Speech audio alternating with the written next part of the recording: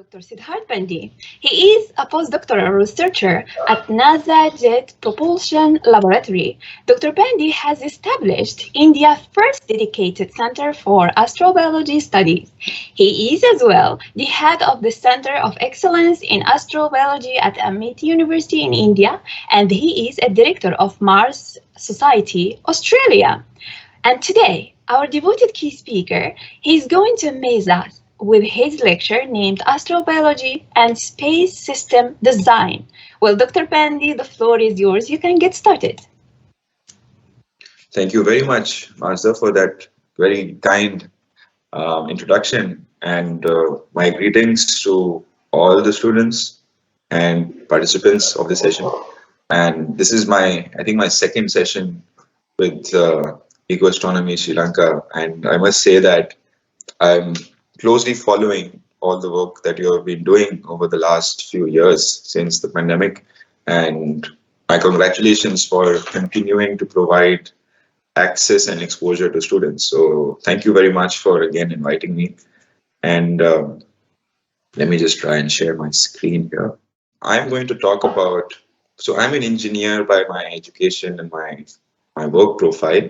And in the capacity of an engineer, I work with a lot of people who are in this field of astrobiology. And for those of you who are unfamiliar with astrobiology, astrobiology is a field that concerns with study of the origin, evolution, and distribution of life in our solar system and beyond.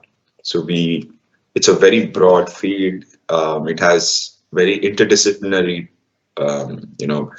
roots. People come from different backgrounds. And when we're trying to answer this question, where did life come from? Did it start in one place or did it start independently in many places? We would need to explore some of these different worlds, for which you have to send spacecraft, right? So at that point of time, you realize that it's not just scientists, but it's also engineers who are working at the same problem, who are working alongside scientists. And that's where people like me come in, who work at not just developing the instruments and developing the technology to do that, but also work at a systems level, right? When you say systems level, you are concerning yourselves with integrating all the different aspects of a particular spacecraft and then of a particular mission. What are the different challenges what are the requirements? How are you, designing such a mission? So those are the different aspects that involve systems engineering or space systems engineering. So it's a complex problem. It's a very challenging problem or a set of problems to solve. And it requires people from different disciplines. So the way I am approaching it is looking at what are the different challenges that are faced by engineers, by people who are designing these missions. And today's talk, I will focus on astrobiology and look at it from a space missions standpoint. So like, what are the different missions that have currently flown in space that are looking for life or trying to understand whether life existed elsewhere or not. And I work with the affiliation at Amity University Mumbai. So I've been fortunate to get the opportunity to start a new center of excellence in astrobiology, which is India's first dedicated center for astrobiology. We started this about 3 years ago, more than about 3.5 years almost. And we have been working at different levels. So for those of you who are looking at doing some research projects or studies, definitely look up this center, follow us, subscribe to it, and keep yourselves updated with the upcoming opportunities. And of course, my affiliations with Blue Marble Space and Mars Society of Australia. And also with Open University, we work closely with them. So these are the different organizations that have been supporting me. And recently, I have taken a sabbatical. I'm currently located in Pasadena, California. So my current role is similar to what I was doing before, except it is more research focused. So I'm spending a lot more late nights doing research as compared to doing more of a administrative work that I was doing in my capacity at Amity University in India. So for those of you who have seen the show Big Bang Theory, so one of the characters, Howard Wolowitz, for those of you who are aware of this particular show, worked at the Jet Propulsion Laboratory at NASA. And that's probably my closest way of explaining, fastest way of explaining for those of you who are aware of this particular show. So Jet Propulsion Laboratory is one of the different centers that NASA has. And we're in South California. And this particular center is known for designing, building, and also, testing and then eventually operating the spacecraft and rovers that are currently on Mars and around different planets as well. So a lot of robotic missions are developed at Jet Propulsion Laboratory, and I'll talk a bit about my work eventually as well. Some of you might ask, what is the importance of an astrobiology space mission, right? So there are different kinds of space missions. Not all of them are, of course, focused on science. Some of them are focused on more, you can say, like remote sensing, looking at our own planet, looking at Earth. They could be communications missions that are looking at supporting, communications or broadcasting information. And then the ones that are focused on science could also have other objectives, such as looking at a particular planet or a moon and what is its history, how did it come into be. And then you have missions that are focused on astrobiology, right? And these missions are, of course, going to answer our questions, but is it really important? Why do we need to do that? And is it only about answering these questions? Do they give any other benefits, right? So in India, we are slowly now working towards a space program that is having very, I would say, with the rate at which the science missions that are being planned by the Indian Space Research Organization are maturing.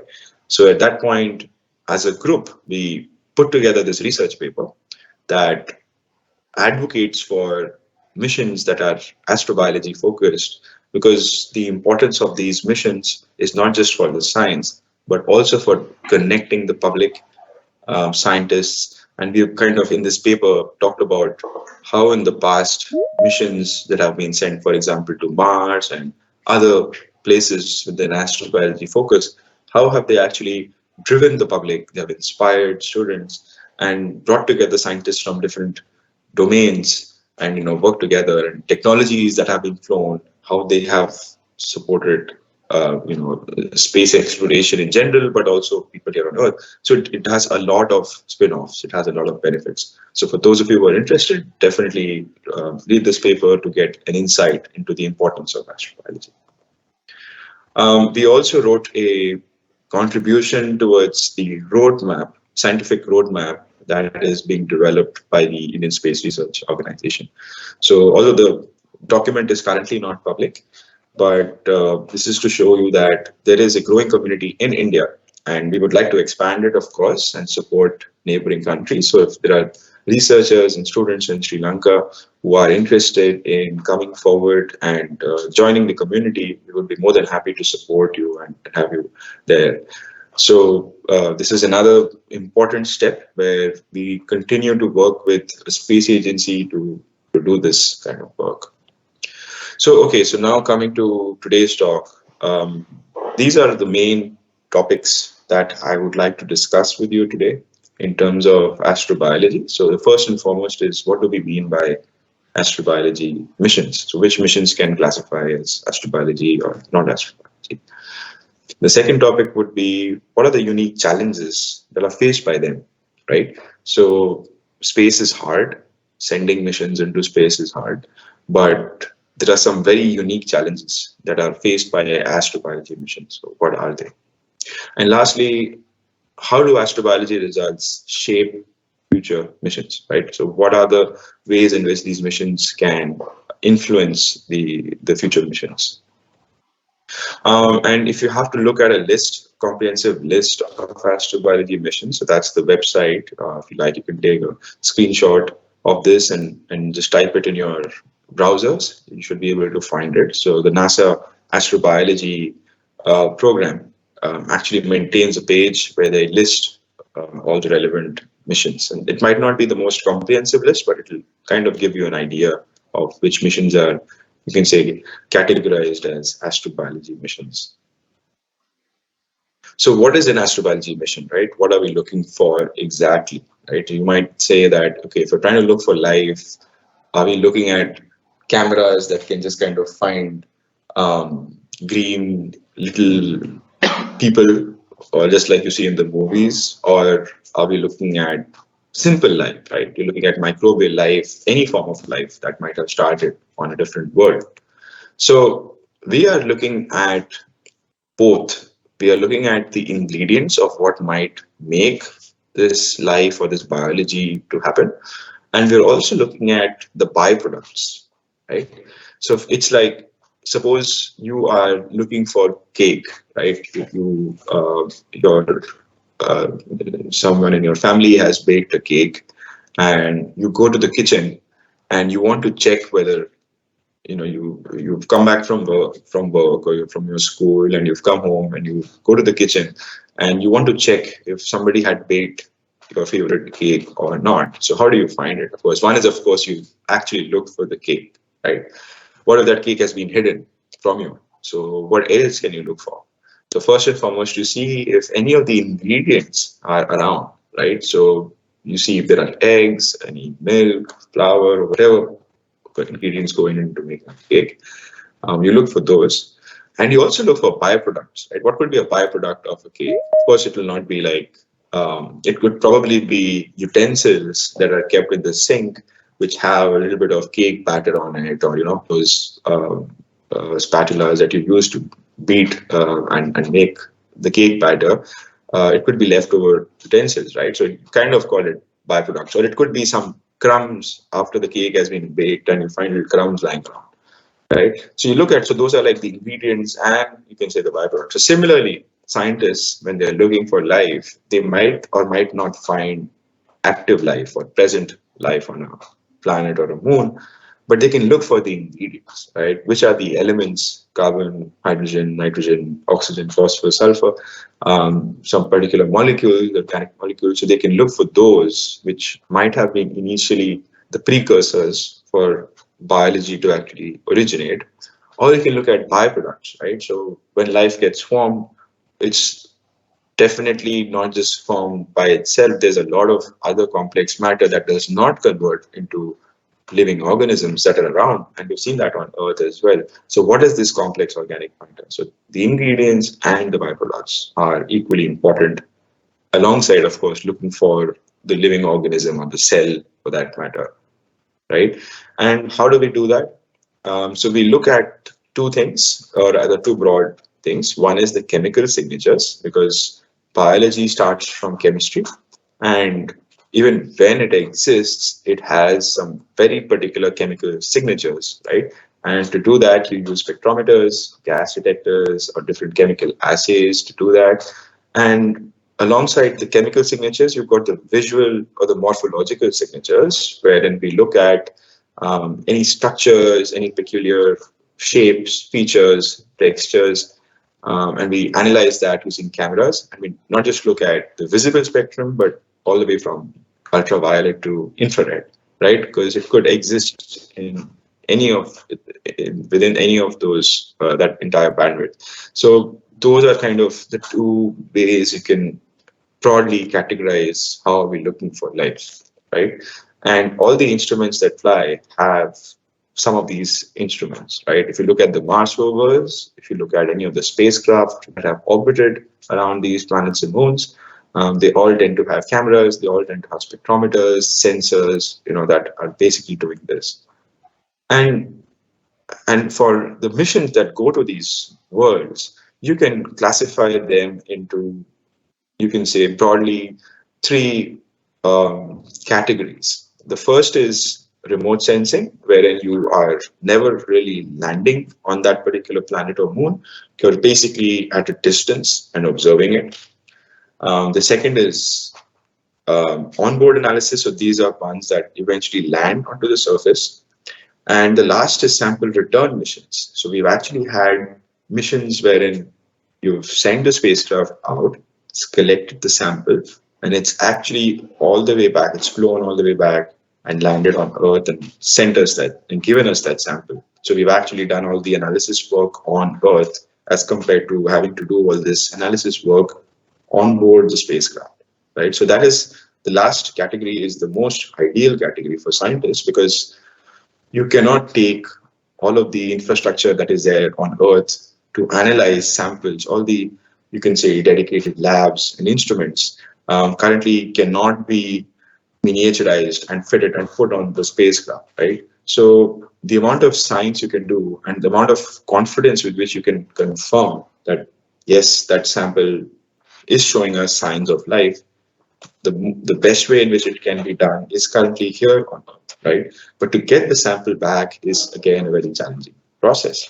So you have to choose, and right now we have missions that are doing all of these different things, right? So just to visualize, like I said, the first is a flyby mission, right? So if you look at this orange elliptical path that is being taken by this spacecraft here, these are missions that basically come towards, they approach the particular world. In this case, this could be a moon, it could be a planet, right?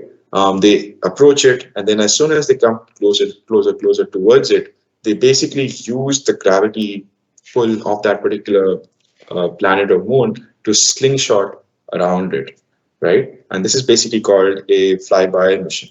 And this has been done by several missions like the Voyager mission, Galileo, Cassini-Huygens, New Horizons, and Hayabusa, both the Hayabusa 1 and 2 missions.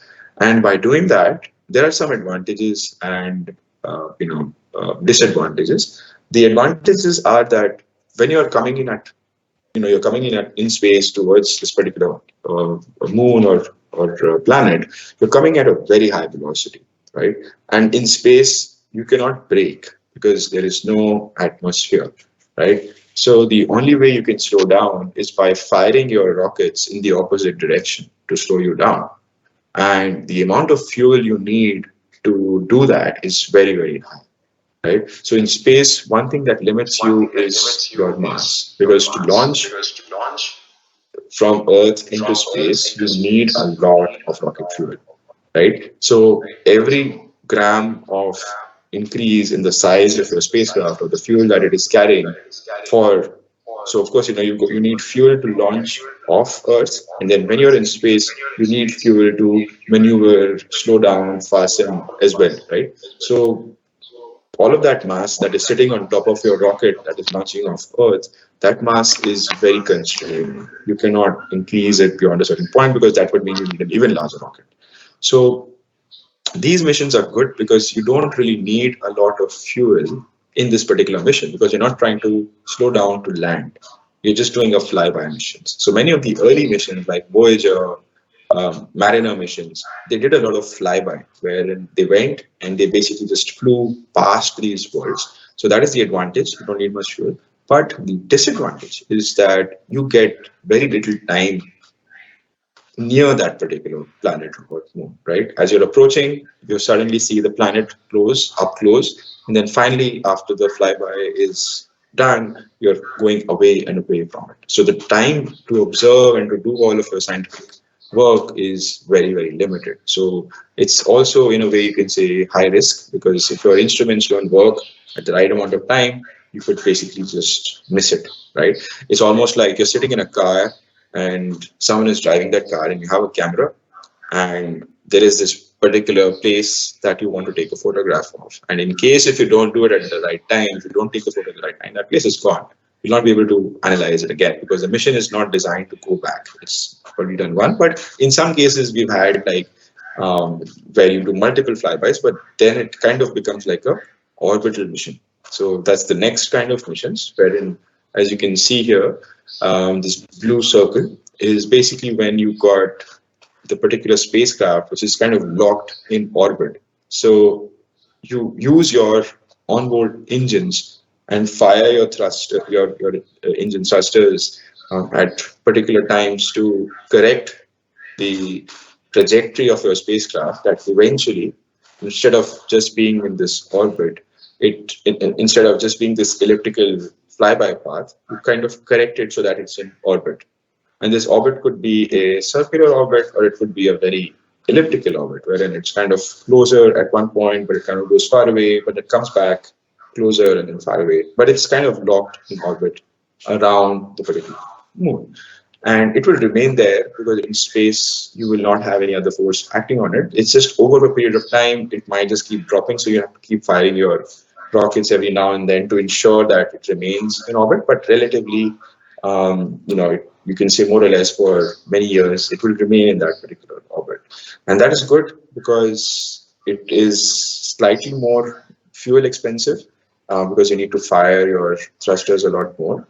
But at the same time, you are getting a lot more face time with this particular world, right? You're at some kilometer distance away from it, like hundreds of kilometers or maybe thousands of kilometers, but at least you're getting some exposure and more time to do science. And then the third kind of mission, of course, is when you actually land onto the surface, right? And those are you can say, it's very important. We are realizing now to be able to answer some of these questions, to do some of the analysis work that I showed, like the chemical analysis or the morphological analysis, you have to be up close and personal, like very, very close to your target rocks or your features on the surface. And to do that, like in the case of Mars, because most of these signals are very, very small, right? And the features also that you're looking at times are microscopic. So you cannot do that if you're hundreds of kilometers away in the orbit. You actually have to land onto the surface. So yes, you will get a lot of indications from orbit. You will be able to understand where you want to land because it's a big, most likely be a big planet like Mars. There's thousands of kilometers where you could be. So you can do the initial kind of pathfinding work as has been done from the orbit, and then find a particular location where you would like to land, and then send a lander mission that will eventually go down and then land there. And it could be a rover or it could be a lander mission, right? So for example, on Mars, we've got a lot of different kinds of missions that have landed there and are currently active and operational doing that work, right? So that's the final mission. And then eventually, what I have not included are sample return missions. So like there is a Mars sample return mission that is being developed by NASA, wherein the samples are collected and they are stored inside this particular vehicle that launches from the surface of Mars and goes back up. And there is an orbiting spacecraft that basically docks with this rocket that has just left the surface of Mars. The samples are kind of collected and then they shoot back towards Earth. So that's a sample return mission that is currently being planned. And there are other missions where we managed to get, like Hayabusa was, it was a sample return mission. It did not land, but at the same time it approached a particular asteroid and collected samples from it and then brought them back, right? So that's kind of in the middle of a flyby and a surface mission, but eventually the plan was to return the samples. What I will not be talking about today, but is also very important for astrobiology, are space telescope missions, right? You must have all been following the James Webb Space Telescope that has been sending back these amazing photographs of faraway planets and star systems outside our solar system. And one of the objectives for that is also to look for planets that might be having life. But for the scope of this presentation and my personal expertise is mostly for planets that are in our solar system or moons in our solar system. So I'll not be talking about that. And also much closer to home, around Earth, in Earth's orbit, we've got the International Space Station, right? And there's a lot of biological experiments being conducted there, wherein we're looking at how plants and seeds and animals and insects and also human health, the astronauts are there. How is that affected by space? And when you say space, it's mainly looking at the effect of microgravity, radiation, and what effect does that have on the biological organisms, right? And that is a field of space biology, which is mainly focused on understanding the effect of space on life, which kind of can be a part of astrobiology because it does have some implications. But for the focus of this project, that is again outside the scope of the presentation. And I just wanted to point out that our center is also going to be sending up small experiments into space with the help of ISRO. And those will be the first biological experiments being conducted from India in space. So that's just to kind of give you a highlight that it's possible to work on such missions even at a student level. So now let's deep dive into understanding the thought process and building the hypothesis that leads to the development of instruments that are flown into space, right? So as you all know, it's not been hundreds of years since we've been exploring space. In fact, the first satellite that was launched and the first missions that were launched were only in the 1950s, right? And already over the last 60 to 70 years, we are kind of, rather 60 years, we're kind of seeing how much we have achieved, how much we have actually done in space. And the first lander on the surface of Mars was actually way back in 1976. And at that point of time, our understanding of Mars, the red planet, was fairly limited. Like we did not completely understand the complexity of the environment. And therefore, when you don't have a very good question, you cannot get a very good answer, right? So in research, it's very important to know what you want to find out. Because if you don't know what are you even looking for, you will not find it, right? If someone asks you to find an apple in an orchard, you'll be able to go and look at trees and look for things fallen on the ground and see if you can find an apple. Now, what if I told you to find a fruit whose name you have never heard before, right? And if you don't have internet to look for it online, or search for what it looks like. So if I send you into the same orchard and I ask you, can you find this particular fruit? You will most likely find a fruit which looks familiar, but you don't know the name of or something. So you'll have different ways in which you find it, right? But the more you will learn about this particular fruit, the more easier it will be for you to look for it, right? So that is a very important analogy for life as well. We still do not know how can you classify or define signs of life or biological activity, right? So when that has not been defined well enough, it becomes very, very important for us to start ruling out what is not life, right? So the principle of elimination, kind of start working with that.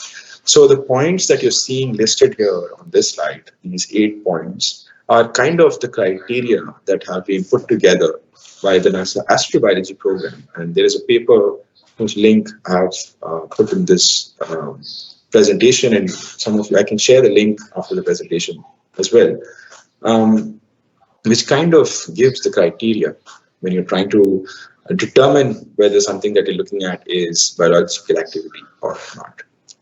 But this list did not just appear. It is actually the outcome of several years of exploration of missions, of failed missions, where we've not been successful in determining whether there is life or not. So many of the times when these missions take place, we might not get the answer, but we are able to improve our questions because we learn some other things which help us understand how better to frame the question.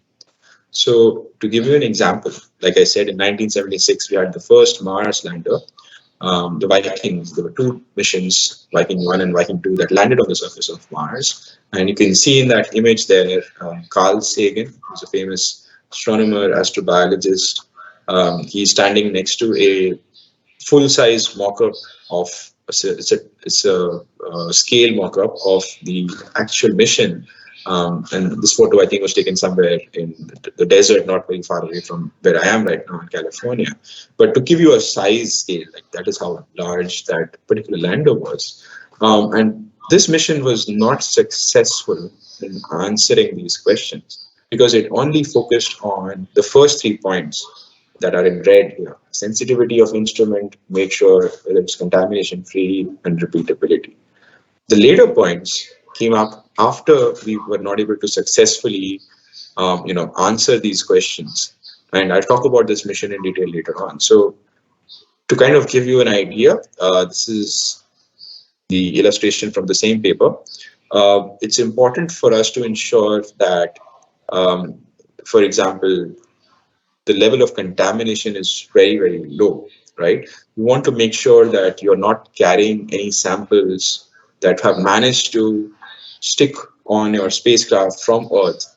And then once you reach Mars, start looking at your samples, and there's some kind of interference because of contamination from Earth. So you're not able to confirm whether what you're looking at is from Earth or is it actually from Mars where you are, right? So that's a big problem. It has to be a very robust experiment, so it should be repeatable. You should be able to do, for example, at least 3 measurements and be able to show. So it's a triplicate test where you're able to show that it's not just a random outcome, it's something that is actually happening every time you're doing it. The detectable levels has to be very high. You should be able to measure it beyond a certain concentration level to ensure that you're not getting any false negatives. It's a good positive control.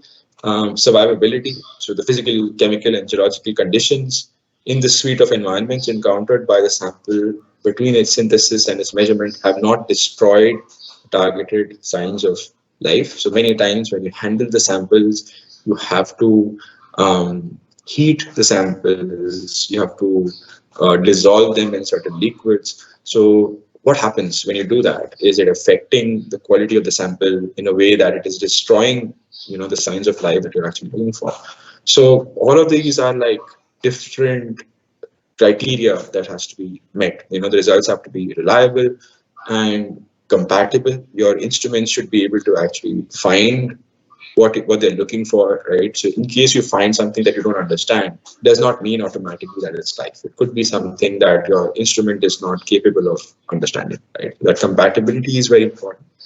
And confirming that it is life should be the last resort, right? So you have to rule out all the other like non-biological reasons for that particular phenomenon that you're observing to exist, right? So it takes a lot of time to slowly start. So it's a very conservative approach wherein you start with, is it because of this? Like A, B, C, D, E, F, all the reasons. And once you've managed to confirm that it's not because of all the non-biological reasons, yes, then you stand a chance to claim that, okay, this means that it's happening because of life. So a lot of people, it's human tendency to immediately start jumping towards saying that it has happened because of life or it's biology, right? And it's been contested heavily. It's been debated by a lot of scientists and they're not able to prove that. So it's, as you can see, it's a very, very challenging problem, right? And some of these are contextual criteria, which means that it's the way in which your experiment has been thought through, or the philosophy behind the experiment. And some of the challenges are instrument related, where your instrument has to perform at a certain level, such a high level, that you can achieve all of these criteria. Alongside that, there are other challenges when it comes to astrobiology missions, right? So the first policy related is planetary protection guidelines for instruments, hardware assembly, integration, and testing. So what do I mean by policy related, right? So planetary protection guidelines are guidelines that have been put in place to ensure that all spacecraft that are launching from the surface of Earth and going into space and are approaching and then eventually coming in contact with other planets do not end up carrying any microbes from our planet and leaving them on another planet. And at the same time, if they are coming back, we want to make sure that there are no organisms present perhaps on that particular planet that are unaccounted for and end up coming here, right? So this, we call it contamination, is very, very important because it can be two things. One is it can interfere with the astrobiology mission goals. Like, for example, if you send a rover to Mars, and some of the initial rovers were not being completely sterilized, right? So everywhere microorganisms live, right? Even right now, as you're talking to me, your computer screens will be having some microorganisms that are living, and they come from, of course, humans are having a lot of microbes that are living on us. We are dirty organisms. As much as you would like to take bath and be fresh, there'll always be certain organisms that are from our breath, from our mouths, or from the food that we eat, remnants of that, or just in general. We have a lot of microbes around us. So when you're assembling these spacecraft, you might have seen people wear these bunny suits, right? They completely cover their head and face mask and gloves, and they have this overalls. And that is mainly done to ensure that no microbes are transferred onto these spacecraft. And the spacecraft is actually sterilized using ultraviolet radiation. They heat it over a certain temperature that kills out most of these microbes. And sometimes they are kind of wiped with certain chemical solutions that also end up killing these organisms, right? But you can never achieve 100% cleanliness. It will always be 99.999% something, right? And even that 0.001% that you are not able to clean actually has tens of thousands or thousands of microbes that are very, very hard to get rid of, right? So space agencies understand that you cannot achieve 100%, but they want to make sure that you are within that limit, right? The number of organisms are not very, very high. So that when you land on another planet and then you suddenly find this life, right? You're suddenly looking and then you find this organism. How are you to confirm that that organism is not something that managed to find its way, get through all the cleanliness process, sterilization process, and then reach Mars, right? So it messes with your ability to confirm whether what you're looking for is from Mars or from Earth.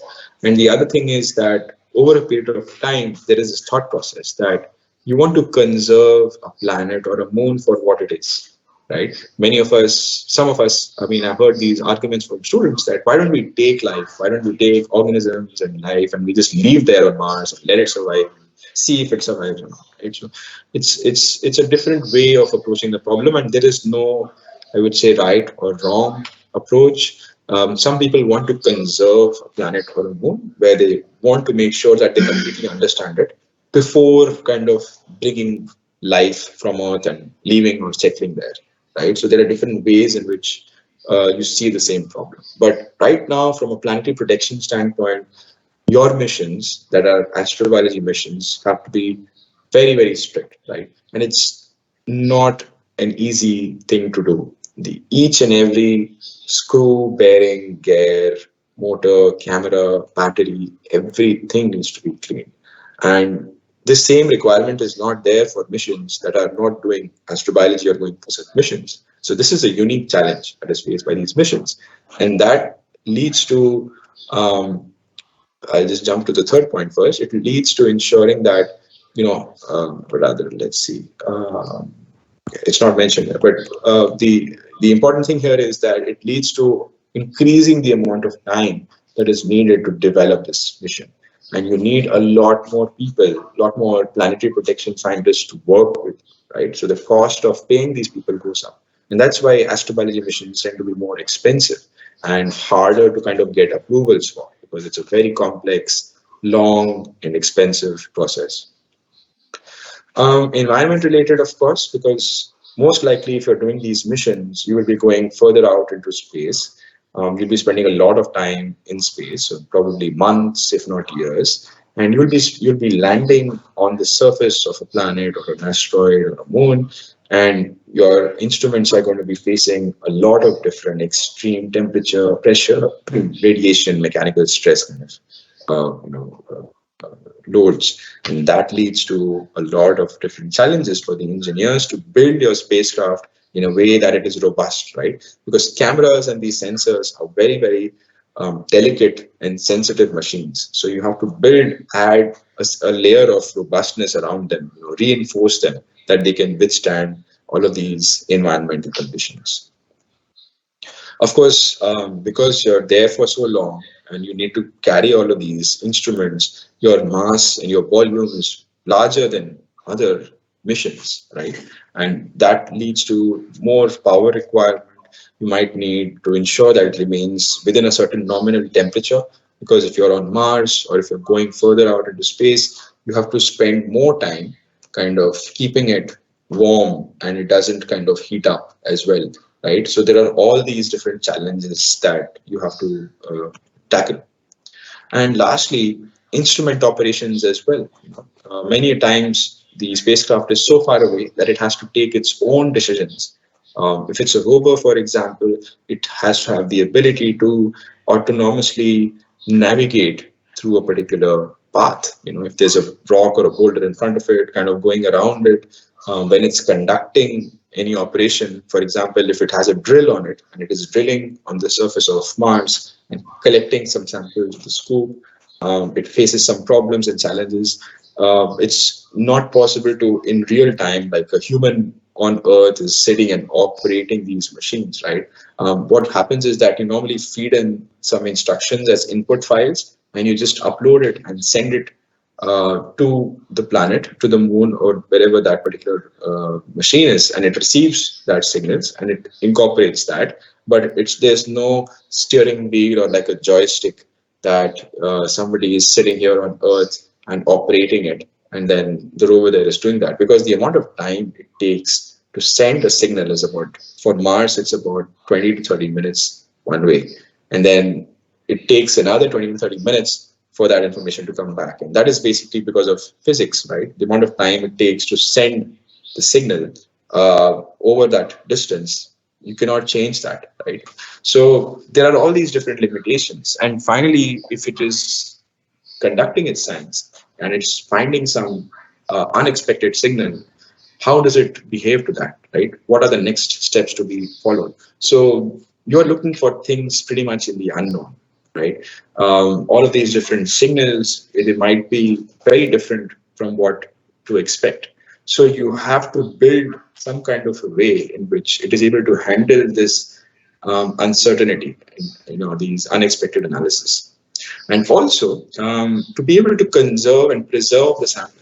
Many a times when you say you collect a piece of rock, you actually have to break it open to look at it from the inside.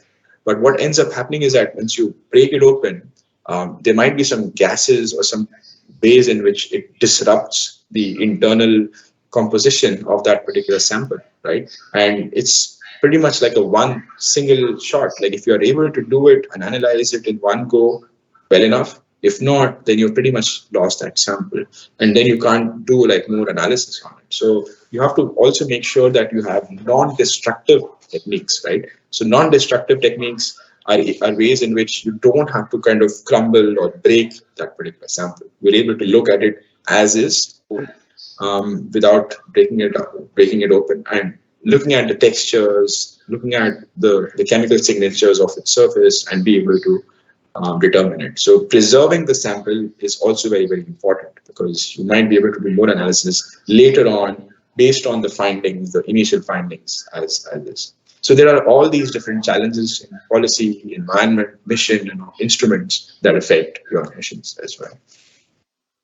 So I'll quickly talk through some of these different missions, and I will not go into too much detail, but I just thought I will give you some kind of an insight into some of the main problems that were faced in these particular missions, and what were the findings and what were the next steps as they were identified, right? So what you see here is the Viking mission, as I presented a few slides back. It was the first, you can say, the first life detection mission. So in many ways, things started with this mission, but things didn't go very well. Unfortunately, this first mission was not able to confirm or deny and that led to a lot of disappointment in the overall community, scientific community, and also in people. It landed on Mars. It was the first spacecraft to land on Mars. And it saw this bare, dead, frozen desert environment, right? And because it could not find organics on the surface, it could not find any biofabrics, pigments, it just sent back those results, but it could not rule out that this is happening because of some other processes. And because it wasn't able to rule out why it's not seeing any expected signs of biology, it led to a lot of, you can say, lack of conclusions, right? So the experiments on that particular mission, the reason why that happened is because the experiments had not been designed in a way to handle the lack of an observation or a lack of a finding, right? So of course you had gas exchange instruments, you had gas release, like carbon dioxide release instruments, pyrolytic release when you're trying to heat up, adding any chemicals and analyzing that gas. But it hadn't been built by that time. It was not mature enough. Our understanding of Mars was not enough to be able to explain what it is finding, right? But we learned a lot from that. And of course, we've had a series of missions before we arrived at the Mars Science Laboratory, or the Curiosity rover, which was launched in 2012. There had been a few missions, successful rover and lander missions before this. For example, the Phoenix lander, which I have not presented here. There was the Sojourner rover before that. And before the Curiosity rover, there were the Spirit and Opportunity rovers. So all of these missions in the 90s actually helped us come to a point where we were able to land this Curiosity rover, which I managed to actually see recently, full-size mock-up of it at JPL. So this was built at the lab where I'm working currently in JPL. And this machine, this rover, is about the size of a SUV car, roughly, to give you the scale of it. And it's a very large rover, one of the largest rovers to ever have landed on another planet. And it was mainly sent to look for signs of environments that can support life. So it was not directly looking for life, but it was looking for environments that are favorable for life to have existed. And it did that. It achieved that, and it is still doing very well. It is still active and operational on Mars. It has been 10 years. It just completed 10 years last month on the surface of Mars. And it has been sending back data ever since. And a lot of scientific learnings that are taking place right now are helping the future missions and also the other mission that happened right after this. So from some of these photos, we were able to understand that Mars actually had water, liquid water, flowing on its surface. It had the right elements necessary for life. It was able to also find organics. So very different results from the same planet that was first explored in 1976. In 2012, 13, 14, and onwards, we were able to look at some of these same unknowns and be able to understand what they are all about. And then the instruments, of course, were much more developed. You had spectrometers, there's imaging systems, like I spoke about in my earlier slides. And through all of these different, you can say, independent techniques, we were able to confirm that what we are looking at is answering a question, which is Mars had water in the past and it had the right organisms. So the environments and the ingredients are there. This is what we were able to confirm, right? And that led to the next rover, which landed in 2021, which was the Perseverance rover, which is a very similar looking rover, or roughly the same size as Curiosity, but it is sent to a different location, but this time to actually look for signs of life. So this is, you can say, a full-blown astrobiology mission, right? So it's actually looking for signs of life. And many of my colleagues right now are actually working on the operations and the findings of this particular rover. And it's a privilege for me to talk and discuss with them about this particular mission. And it actually had a small helicopter drone that took off on Mars, that it carried with it and took off on Mars, and was the first, you can say, helicopter or an aircraft to actually fly outside of Earth, right? Because Mars has a very thin atmosphere, and if you build your drone in a way that can fly in very thin air, you can actually fly on Mars. This is exactly what it did. And it's been sending back some amazing photographs. And the objective of this helicopter drone, which was called Ingenuity, was actually to fly around the rover and to scout and look for, promising targets that you would like to visit and explore. So it was kind of doing the scouting work for the rover. And it's, of course, a lot easier to fly from point A to point B than to actually drive and get there, because it's a lot faster to drive, and B, you're able to actually overcome some of the unknown barriers, like the terrain that might not be very accessible. You can actually achieve that through a helicopter, right? It had an advanced, or rather, the next iteration, the next version of instruments that were flown on Curiosity.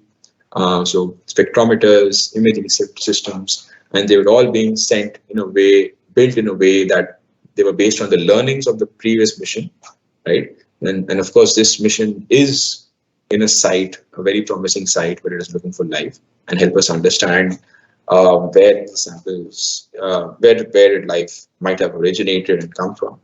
And the objective of this mission is to collect and store the samples for a next mission, which is the sample return mission that I spoke about, to send the samples back to Earth, right? So to demonstrate helicopter flight on Mars and also collect samples. And here on our planet, we have a site which is a crater site. So a crater is formed when you have a meteorite coming from space, right? It hits Earth, and that impact leads to this massive cavity, which is in many times a circular cavity, and it forms a crater. And over a period of time, water kind of seeps into that cavity, and then you have a lake. So we have a crater in central India called Lonar crater, and it's formed inside basalt rock, which is a similar rock as we find on Mars, we find it on Venus, Moon. So very few places on our planet have craters that are inside basalt, and Lonar crater is one such site. And we have been working for the last few years to explore this crater to support how we can understand craters on Mars, right? And this rover, the Perseverance rover, is actually inside the Jezero crater, which is a similar crater. And why is it inside a crater? Because in the past, that crater had a lake inside it. So water might have flown in through different channels and stored and stayed there for hundreds and thousands of millions of years. And that might have, in the end, collected a lot of organic material that might have any signs of biology. So it's very exciting to look for life inside this lake environment, right? So these are the different kind of learnings and achievements that have taken place, and we're hopefully not too many years away from confirming whether Mars had any signs of life or not. There are other rovers like the Exomars Rover, which is being built by the European Space Agency, which is also doing something similar. It has a drill on it, an instrument on it to look for life. And in the interest of time, I'm a little behind, so I just kind of whiz through some of these slides. And if you look beyond Mars, you look at Saturn. Saturn is a gas planet, but it has these moons that are around it. And Cassini, which was a mission that was sent by NASA in collaboration with the European Space Agency, was a mission that was successful in exploring Saturn and also its moons. It has many moons, over 70 moons, and one of the moons that it was able to explore was Titan, which is a very special moon because it actually has liquid on its surface. So this is liquid ethane and methane. So this organics, which normally would exist in the form of gas on our planet, like we have gas, methane, but if you really cool it down, because it's a very, very cold moon, it actually exists in liquid form. And we have seen here on Earth that liquid, the state of liquid is very, very important for things to flow and for energy and chemicals to get exchanged, right? So there is a chance that life might have started on Titan in this very cold liquid environment that is very, very different from the life we see here on Earth, right? So it was able to explore Titan and also to find there is a moon of Saturn called Enceladus, and that moon is an icy moon. It's got an icy crust on top, but underneath, it was able to confirm that there is a subsurface ocean, a water ocean, that is completely covered, covered all the way around with ice, but has a liquid subsurface ocean. And there is a chance that life might have started there. And these photographs that you're seeing in the center, there's this particular photo of plumes coming out. So that's basically cracks on the surface of the ice. And through these cracks, the liquid water from underneath is basically getting pushed out into the vacuum of space, right? And it was able to find these cracks to exist, and these plume of water that comes out in the form of grains of ice and other dust and salty material, right? And it was able to actually fly through some of these plumes as the spacecraft was in an orbit. What you see in that center left image is the purple tracks is basically Cassini and its orbit around Saturn, right? So the purple track is kind of to give you an idea of Saturn, and it spent many years going around and around Saturn and also coming very close to Cassini and very close to Enceladus and to Titan.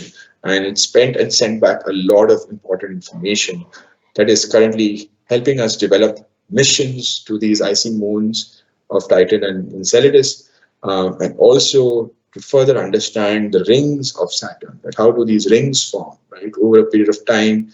What are the different small objects that are continuously orbiting and then leading to these rings that form around planets?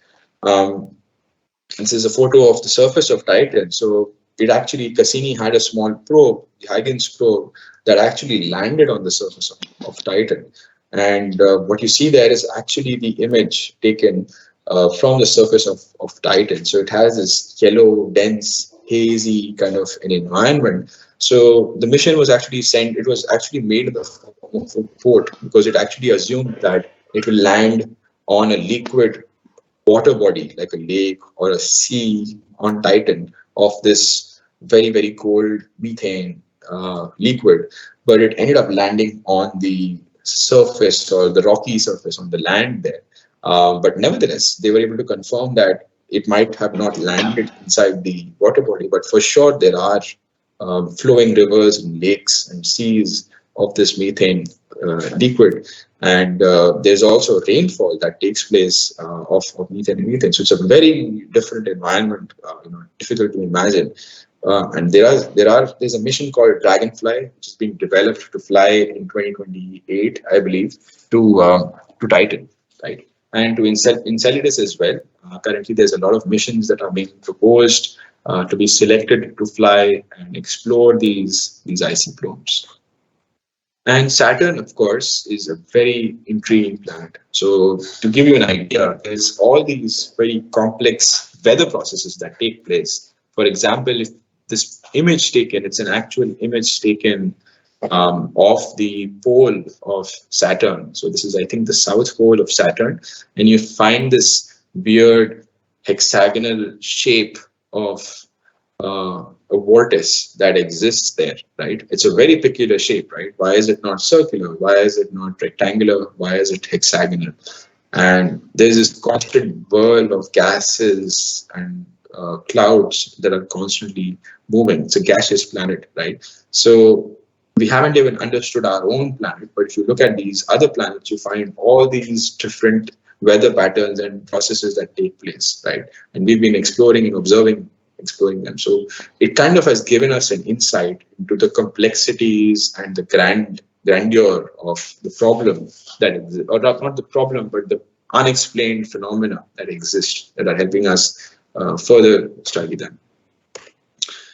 Moving on from Saturn to asteroids. So asteroids are, again, you can say the building blocks of our solar system. So when most of the planets were formed, some of the planets could not completely coalesce and form like a single object, right? And they are still kind of broken up pieces of rocks and debris and boulders.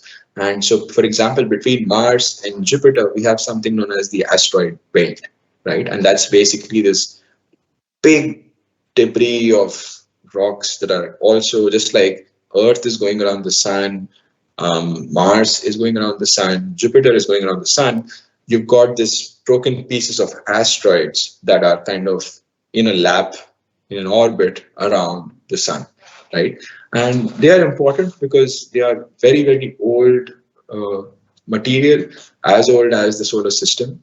And if you're trying to understand where did water come from, where did organics come from, it helps us to look at some of these early objects to see if they actually existed on it, which would probably mean that it did not just originate on our planet, it actually started in these building blocks. And when Earth was formed, it already had some of this material, right? So there are different types of asteroids and different classes of them. And the Hayabusa mission, which is a Japanese mission, was sent to Ryugu 162173, which is a carbonaceous asteroid, and it was able to find, this is some images of the spacecraft. It was actually able to collect samples and bring them back in December 2020 to Earth. So this is the asteroids photo. This is an object, and it basically, in this image, you can see how it actually approached the particular asteroid, went down, touched the surface, collected samples, came back up, and collected the samples. So it's almost like, it was very interesting. You can see in the center illustration that it actually released a small, you can say an impactor, like a small bullet. As you can see, it's doing that here, that white object. And it kind of exploded. And that impact led to a lot of debris flying out. And as the debris was flying out, the spacecraft went back and it had an open cone machine that collected all that debris that was flying out, and then it came back to Earth, right? So it was a very complex autonomous operation that was conducted. So alongside the instruments, the cameras that were taking all that measurements, it was actually able to collect samples and bring them back. So this is Hayabusa 2. There was also Hayabusa 1, and it was a very successful mission in doing that. And it was able to confirm the presence of certain organics and certain materials that exist inside these asteroids.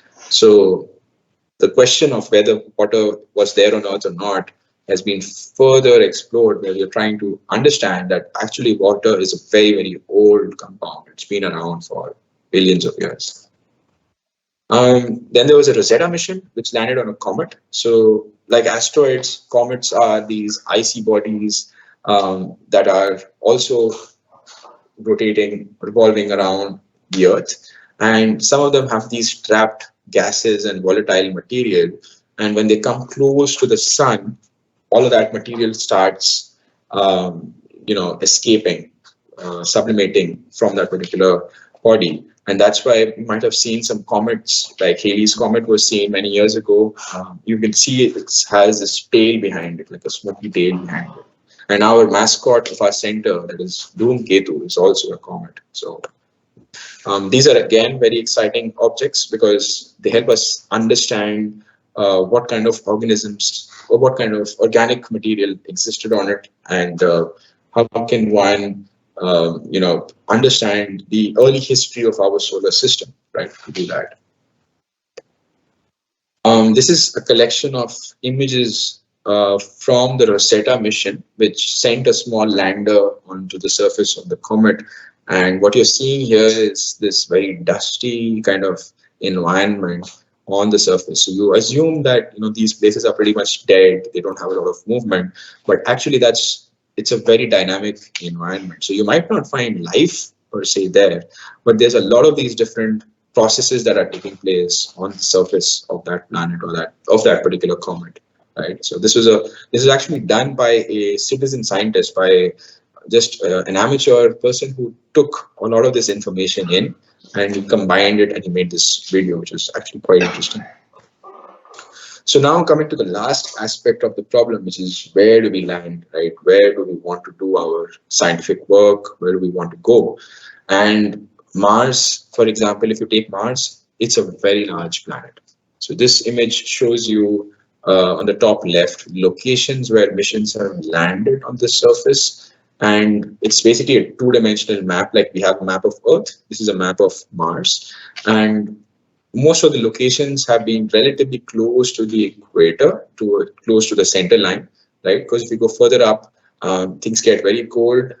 It's very icy. And if you're kind of closer to the center, so you require less energy to make sure that your instruments stay warm. So there's a lot of engineering constraints that define that. But at the same time, you want to find exciting places to land, right?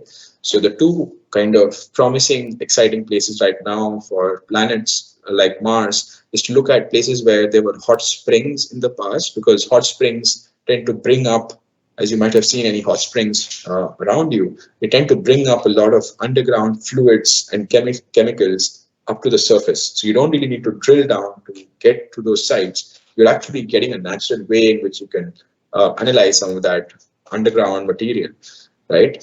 So that's why ancient hot springs on Mars are very, very exciting. And to look at what kind of life near those hot surfaces might have existed in the past. We're not expecting life to be around any of these hot spring sites today on Mars, but in the past, when it had water, it had a favorable temperature, atmospheric pressure environment, it might have actually supported life like we see life here on Earth.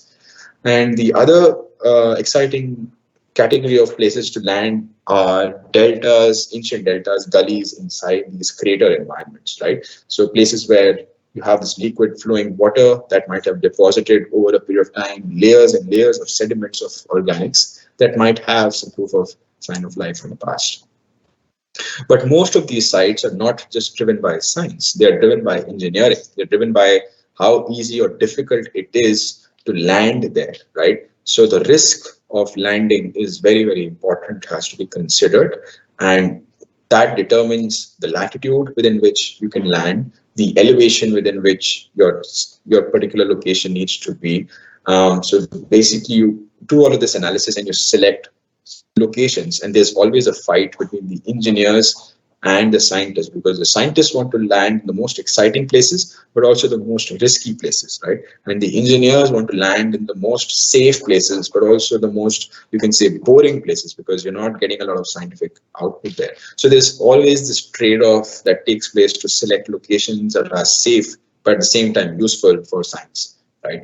Because the whole reason of doing this mission is to do scientific work. So I'll just get through some of these sites. This is kind of the process that was followed to select landing site for the 2020 rover. So it's a very elaborate process, which I want to tell you, that is followed by the scientific community to actually list all the different sites that have been favored by the scientists and mark them, basically grade them for different criteria, and then overall take an average and then finalize and select the site. So Xrd Crater was an outcome, a final site based on such a ranking analysis. So that is again a challenge, right? How do you land? Where do you land? The next challenge is miniaturization. Like I mentioned, it is very, very fuel intensive to launch into space.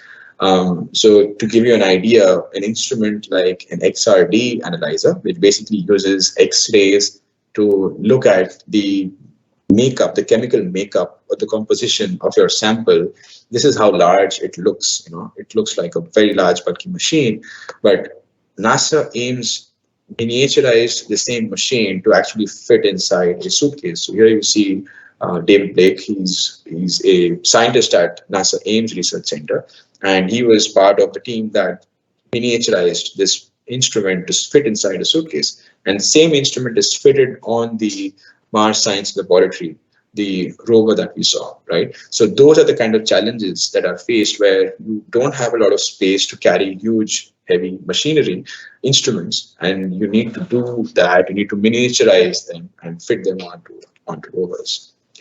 Space environment, right? So apart from temperatures, pressure, radiation, there's also dust, right? So this image shows you how challenging it can actually be to operate on the surface of Mars. So this is two images taken of the Spirit rover.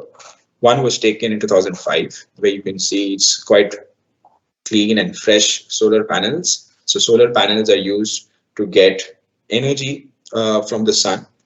But in 2007, you can see how dust has covered from Mars the surface of the solar panels. So the efficiency of the solar panels also drops, right? And then one has to rely on winds that flow on Mars that can kind of take the dust off the panels. But this is the kind of environment where you actually have to work. And even when we had humans on the moon, the Apollo missions, all of this dust, which is very, very fine, it actually enters inside the space suit, and it abrades and breaks down the material as well. So any long-term work that needs to happen over not just a few weeks but years on Mars or Moon will be affected by dust. So dust actually is a huge problem for operations on these planets. The next is energy, right? So if you're trying to go to a particular planet or a moon which is further away, further from Mars, you need energy. And the further away you go from the sun, you cannot rely on solar energy, right? The amount of solar panels you will need will be very, very large to be able to capture the same amount of energy that you're able to capture on Mars or even closer at Earth. So teams such as the NASA Mars program, they rely on nuclear energy, right? So they have something known as the radio isotope thermoelectric generators, or RTGs, right? So this is basically, there's a model that is being held up by a scientist on the top right. It basically looks like this cylindrical block, and it has inside it a nuclear source that is generating, it's basically a radioactive material that is disintegrating over time. And when it is doing that, it is releasing heat, right? And that heat is then converted into electrical energy. So you've got these thermoelectric modules that are converting electricity, and that both the electricity powers your machine and the heat is also used to keep your instruments warm, because most likely you will be in a very cold environment and your cameras and batteries cannot operate below certain temperature like minus 20 C or minus 10 degrees Celsius, right? So to ensure that you remain warm and insulated from the space environment or the cold Mars night for that matter, you need such sources. There's also some material like aerogel material, which is it's a very light, very, very, you can see here, it's clear material, which is very light, but at the same time, it gives great thermal insulation, right? So as you can see, they've kept a flower on top of it, and there's a Bunsen burner, which is heating from the other side. So it maintains temperature very, very well. So that has been used quite effectively to do that. So you need all these unique materials that are hard to get hold of to save yourself from the environment. Sample collection and handling is a challenge. It might seem very easy to just kind of go in and scoop up and collect samples, but it's actually not that easy because you're so, like I mentioned, so many, thousands, hundreds and thousands of miles away from Earth. You are able to not manually operate a drill like on Earth. Whenever there's a drilling operation taking place, there's a lot of human operators around that in case the drill gets stuck, you're able to remove it and then have it go back in again. Whereas on Mars, you can't do that because there are no humans. It's all automatic. And at the same time, you only have one shot and it's a very expensive mission. So you have to make sure that your software on board is able to handle all the uncertainties and challenges that can take place in case the drill gets stuck, right? So that's a constant development where you're trying to improve the drilling that can take place. And so far, we've only managed to drill a few centimeters on Mars. We talk about drilling further deep and collecting samples from underneath, but even that has not taken place yet. Right. So there are different ways in which missions are being developed, where you would like to collect the samples using pneumatics, just forcing kind of gas to puff up and collect dust on the surface and then forcing it and storing it inside, as compared to mechanically scooping it and drilling through it. So there are different ways and techniques that are being developed. And communications and decision making is, of course, like I've been mentioning, a huge challenge. So you need a lot of powerful techniques to be able to broadcast information. So the Curiosity, which is one of the most advanced rovers that have ever been on another planet, are currently talking to Earth through X-band. So that's a very narrow form of energy where it's talking directly to Earth. And at the same time, it uses ultra-high frequency UHF band to talk to the orbiters. So there's the Mars Reconnaissance Odyssey orbiter around Mars, and then they are relaying using X-band, to Earth. So it's a long, complicated process, and then the information is received by these huge dishes of the deep space network that are located on Earth. There's 3 locations where these dishes are. One is in Australia, in Canberra.